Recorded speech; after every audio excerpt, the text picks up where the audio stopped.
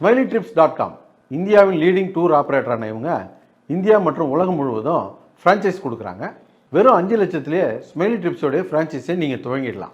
இதுலேயே interior, exterior, furniture, லேப்டாப்னு ஃப்ரான்ச்சைஸ்க்கு தேவையான எல்லா செட்டப்பையும் ஸ்மைலி ட்ரிப்ஸே பண்ணி கொடுத்துருவாங்க. மேலும் விவரங்களுக்கு திரையில் தெரிகிற எண்ணுக்கு ஃபோன் பண்ணுங்கள். SmileyTrips.com விசிட் பண்ணுங்க. நீ ஒரு விஷயத்த கவனிச்சியா? என்னது?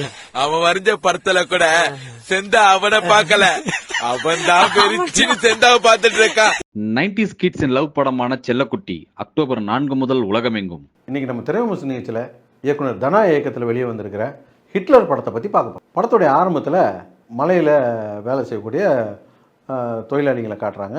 ஒரு 10-15 பெண்கள் மலையில் வேலை செஞ்சுட்டு இப்போ இறங்கி ஊருக்கு போகிறாங்க. ஊருக்கு போகிற வழியில் ஒரு ஆறு இருக்குது. அந்த ஆறு இவங்க போகும்போது கம்மியாக தண்ணி ஓடிக்கிட்டு இருந்திருக்கு. திரும்ப வரும்போது அது காட்டாறு, வெள்ளம் போய்கிட்டு இருக்கு. இவ்வளோ வெள்ளம் போதே நிற்க முடியாது, வீட்டுக்கு தான் போகணும் அப்படின்னு சொல்லிட்டு அதில் ஒரு கயிறு கட்டிருக்கு. அந்த கயிறை பிடிச்சிட்டு போயிடலாம் அப்படின்ட்டு போகிறாங்க. பெரு வெள்ளமாக இருந்ததுனால அந்த வந்த ஒரு 10-15 பெண்கள் அடிச்சுட்டு போயிடுறாங்க. அங்கே கட் பண்ணி சிட்டியில் ஓப்பன் பண்ணால் சிட்டியில் வந்து ஒரு எலெக்ஷன் சூழ்நிலையை காட்டுறாங்க. ரொம்ப வருஷத்துக்கு அப்புறம் அந்த எலெக்ஷனில் சரண்ராஜ் எலெக்ஷனில் நிற்கிறாரு. அவர் எலெக்ஷன் நின்று ஜெயிச்சே ஆகணும், இதுதான் அவருடைய கட்டாயம். அதுக்கு அவர் எலெக்ஷன் நிற்கக்கூடிய தொகுதிக்கு சென்னை சிட்டியிலேருந்து பணத்தை கொண்டு போய் தாம்பரத்தில் சேர்க்க முடியல. அது குறுக்கு வழியாக அவர் என்ன பண்ணுறாருன்னா லோக்கல் ட்ரெயினில் ஒரு 250 கோடி ரூபா பணத்தை கொடுத்து விட்றாரு. அந்த பணத்தை எவனோ அடிச்சிடுறான். இப்போ தெரியலையா, ஹீரோ அமைதியான வாழ்க்கை வாழ்ந்துக்கிட்டு இருக்கார் பேங்க்கில் வேலை செஞ்சுக்கிட்டு. அதே சமயம் ஒரு கிராமத்தில் ஒரு 10-15 பெண்கள் தண்ணியில் அடிச்சுட்டு போயிட்டாங்க. இங்கே ஒரு 150 கோடியை காணா, 250 கோடியை காணான்னும் போது கூட்டி கழிச்சா நமக்கு தெரியலையா ஹீரோ தான் இதை அடிச்சிருப்பாருன்ட்டு. இது ஜென்டில்மேன் கதை தான் அப்படின்னு நமக்கு புரியலையா? ஜென்டில்மேன் கதையை தான் தப்பாக எடுத்து வச்சுருக்காங்க. அந்த படத்துக்கும் இந்த படத்துக்கும் ஒரு சின்ன வித்தியாசம் இருக்குது. அந்த படத்தில் ஹீரோ அமௌண்ட் அடிச்சுட்டு போயிடுவார். அமௌண்ட்டை அடிச்சுட்டு போனோடனே அவரை பிடிக்கிறதுக்காக ஒரு போலீஸ் ஆஃபீஸர் வருவார். அவர் தான் சரண்ராஜ்.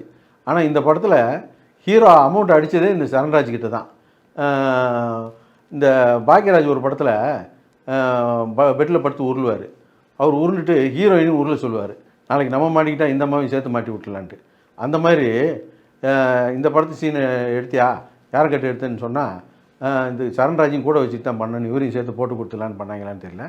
அந்த படத்தில் சரண்ராஜ் ஹீரோவை பிடிக்கிறதுக்கு பண்ணுற என்கொயரிலாம் ரொம்ப இன்ட்ரெஸ்டிங்காக இருக்கும். இந்த படத்தில் கௌதம் மேனன் தான் வந்து அந்த என்கொயரி ஆஃபீஸரு. அவர் வந்து என்கொயரி பண்ணுறதெல்லாம் பார்த்தா தேட்டரில் நம்ம சீட்டில் உட்காந்து படம் பார்த்துருந்தோம், அவர் சீன்லேயே பக்கத்தில் நின்று படம் பார்த்துட்டு இருந்தார். அவ்வளோதான் வித்தியாசம். மற்றபடி அவருடைய என்கொயரியில் எந்த ஒரு புத்திசாலித்தனமும் இருக்காது. இந்த ஒட்டுமொத்த படத்துலேயே இந்த சீன் நல்லா இருந்தது அப்படின்னு சொல்கிறதுக்கு ஒரு சீன் கூட கிடையாது. இந்த படத்துக்கு எதுக்கு ஹீரோயின்னு தெரியல. அதையெல்லாம் விட இந்த கதைக்கும் ஹிட்லருக்கு என்ன சம்மந்தம், ஹிட்லர்னு எதுக்கு இந்த படத்துக்கு பேர் வச்சாங்க, அது ஒரு பெரிய குழப்பமாக போச்சு. ஹிட்லர் அப்படின்ன உடனே நமக்கு என்ன ஞாபகம் வரும், பல லட்சம் பேரை பிடிச்சி கொண்டு போய் வதை முகாமில் வச்சு சித்திரவதை பண்ணி கொன்னா அப்படிங்கிறது தான் நமக்கு ஞாபகம் இருக்கும். ஆனால் இந்த ஹிட்லரில் நம்ம தான் வாலண்டியராக போய் தலையை கொடுத்துட்டோம். அவங்க குறியீடாக எச்சரிக்கைலாம் பண்ணி தான் பார்த்துருக்காங்க. நம்ம தான் போய் வசமாக போய் இவங்ககிட்ட சிக்கிட்டோம். Brought to you by செல்லக்குட்டி and Smiley Trips.